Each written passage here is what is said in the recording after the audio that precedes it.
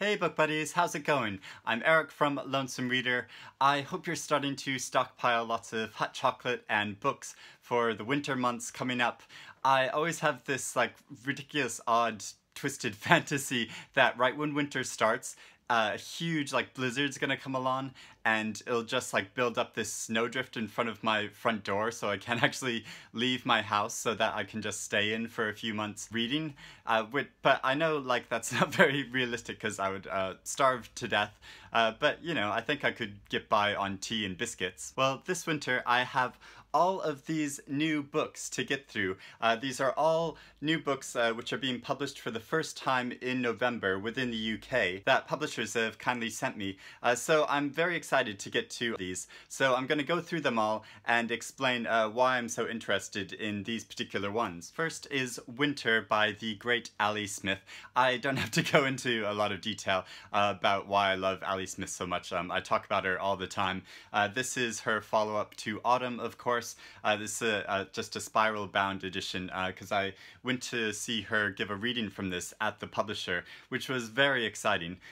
Just hot off the tails of her Booker shortlisting. I think she came very, very close to winning the Booker this year, but didn't quite make it. Of course, George Saunders with his brilliant novel deserved to win, but then I absolutely loved Autumn in a different way. So this is part of her seasonal cycle, of course, and I'm gonna let you in on a little secret. So if you've read Autumn, you'll know that at the beginning of Autumn there's a sort of riff on A Tale of Two Cities by Charles Dickens. Well, this novel begins with another riff on a Charles Dickens tale of A Christmas Story, which goes very nicely, of course, with the whole winter theme. So I've only just started reading this recently. I can't really tell you so far if there's going to be any characters that carry over from Autumn or if it's going to be an entirely new set of characters. It sort of starts off with an older woman who I don't believe was in the first novel, so it'll be interesting to see how it carries on. But yes, I'm very excited to read this. Next is The Beginning of the World in the Middle of the Night by Jen Campbell.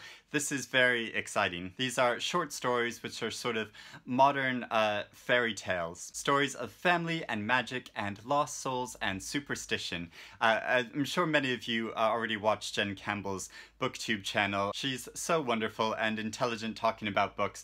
I love hearing her talk about books. And she does this whole series talking about the history of fairy tales. So she's very aware of the themes and structures of fairy tales. So I'm so excited to find out how she does a modern take on them. And just look at this beautiful complex cover, which is sort of a heart but also a map and a garden. It's just gorgeous. Next I have another really beautiful cover. That's Sing Unburied Sing by Jesmyn Ward, who won the National Book Award. And just look at this overlapping black feathers. I love the design of this. So this is the story of a family in Mississippi and the complex interworkings of this family. I think it charts their lives over a number of years and shows a lot of the difficulties they encounter with racism in Mississippi. So I'm very eager to read this. The booktuber Deidre over on her YouTube channel called Brown Girl Reading has already done a review of this. So I'll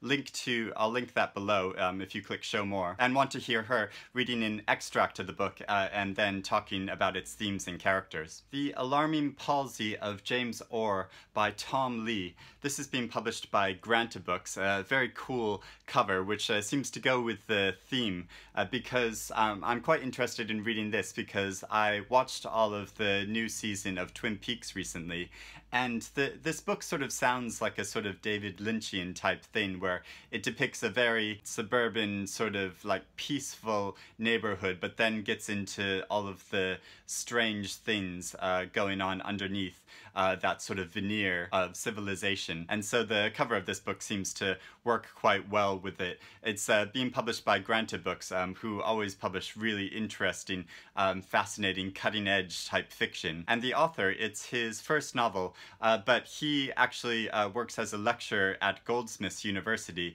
who sponsored the Goldsmiths Prize for Experimental Fiction, which I did a whole video about the most recent shortlist for that. And this is quite a short novel, so it looks like a good one to cuddle in with on a winter's day. Un-American Activities by James Miller. This is being published by Dodo Inc., another publisher that I really like. And this is actually a series of interlinked short stories that explores conspiracy theories and violence in modern-day America. And it describes the narrators of these stories as desperate and deranged individuals. So there are meth addicts and vampire hunters and evangelicals, porn stars and zombified hipsters. So it sounds like it'll be a really eclectic mix of stories. Next are a couple novels which I'll want to sort of talk together about a little bit, because there's a particular reason, because I've read both of these authors before, Louise Erdrich and Sofi Oksanen, and I think it's quite interesting because both of these novels sound quite stylistically different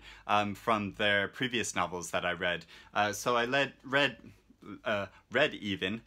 Louise Erdrich's novel La Rose, which was her last novel. She's published quite a lot, but this new book called Future Home of the Living God is a sort of dystopian tale, and La Rose was sort of like a family drama set in the present that was mostly very realistic in tone, although there was a section of it which got really surreal and strange.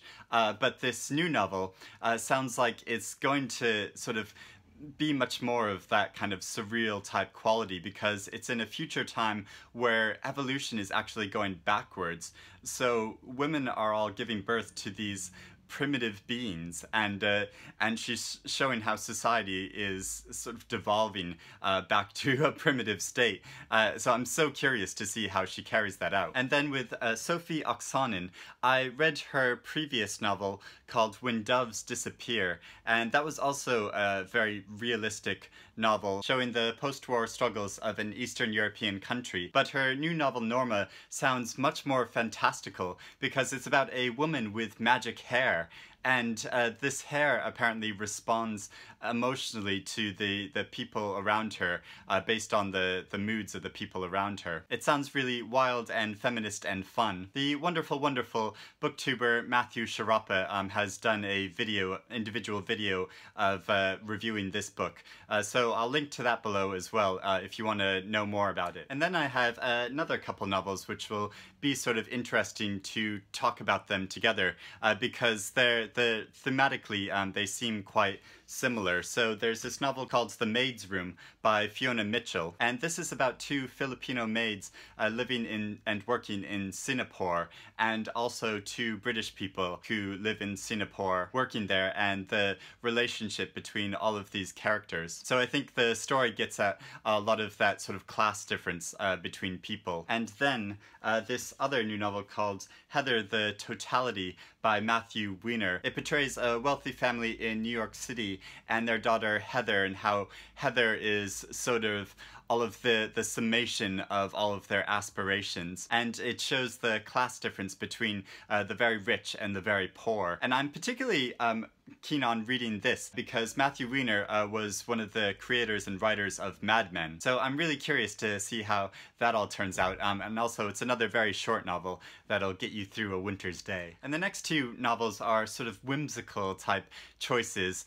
So the first one is one that I picked kind of because of the cover and the fun sounding story, because like, look at that beautiful gothic wintry cover.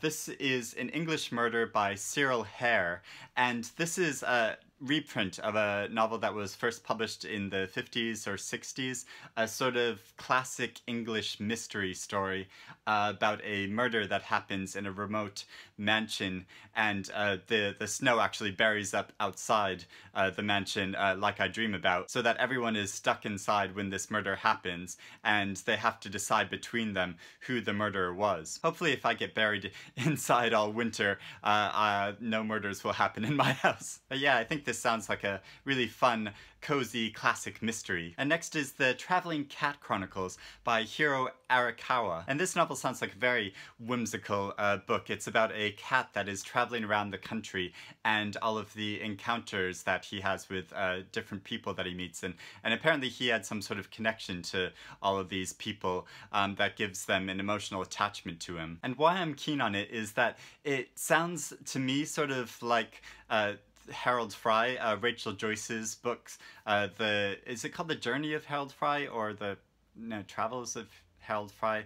no, The Unlikely Pilgrimage of Harold Fry. That's what it's called, yes. And that was a very like whimsical type book too, that sort of touched upon these like profound themes and ideas that I found really emotionally effective and moving. So I'm sort of hoping that it'll be kind of like that.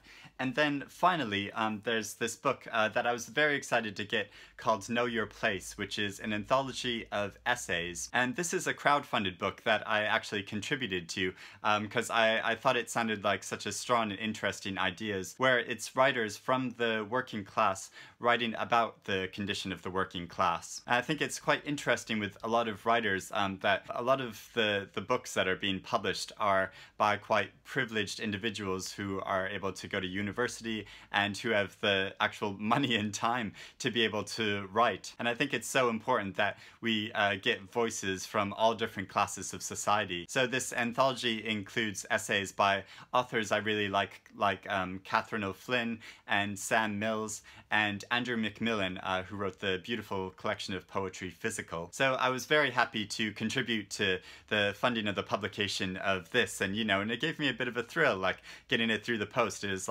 like wow, me and like a whole bunch of other people like helped make this happen. What about you? Have you ever contributed to the crowdfunding for a book's publication, or been tempted to do that? It's something that I still really like struggle with a lot, because like in some ways I think it's a really great thing that readers can actually produce the books that they want to read, but then in another way I think it puts a lot of pressure on the author, because the author is under all this pressure to find funds for the book, and will feel this sense of like defeat if they don't reach those targets.